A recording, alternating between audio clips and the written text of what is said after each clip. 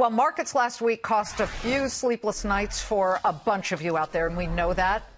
Some gutsy people were diving into the bargain bins to beef up their portfolios. We thought we'd bring in two top market participants here and find out what they were doing. Ross Gerber, CEO of Gerber Kawasaki Wealth Management, was tweeting, I'm buying. So I said, bring in Ross.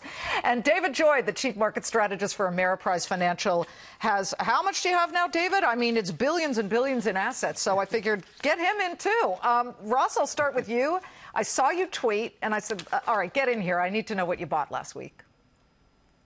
Well, you know, we thought that things were getting ridiculous, and we saw a lot of technical issues actually with just trading, and we had a lot of issues just trading last week. So there was something funny going on, and when we realized that, we wanted to get in and buy stocks because we thought they got too cheap. So we bought Disney and media stocks like Time Warner and even Fox, yes, FOXA, and we also bought Tesla because that dipped under 300 for a minute, and we love Tesla and their future, and of course Nvidia, which is one of our favorite stocks as well. So we really look to buy, and Apple as well. So value and growth. That had all pulled back some of our best names. Well, you bought Tesla under 300. It's at $315 per share. That's a winner. Apple's up again today by 4%, up 162 bucks. Yeah, that was a good one. Yeah, David, you've got $897 billion in assets at Ameriprise.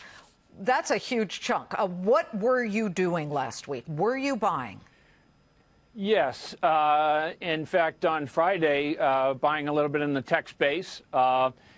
I think the issue last week was trying to figure out, was it volatility causing the downturn in stocks, or was it stocks causing the downturn in volatility? Yeah, exactly. And it was pretty clear that it was an episodic relationship to volatility, and that said to us that stocks are selling off needlessly across the board. And so we were doing a little bit of buying. We too like Nvidia.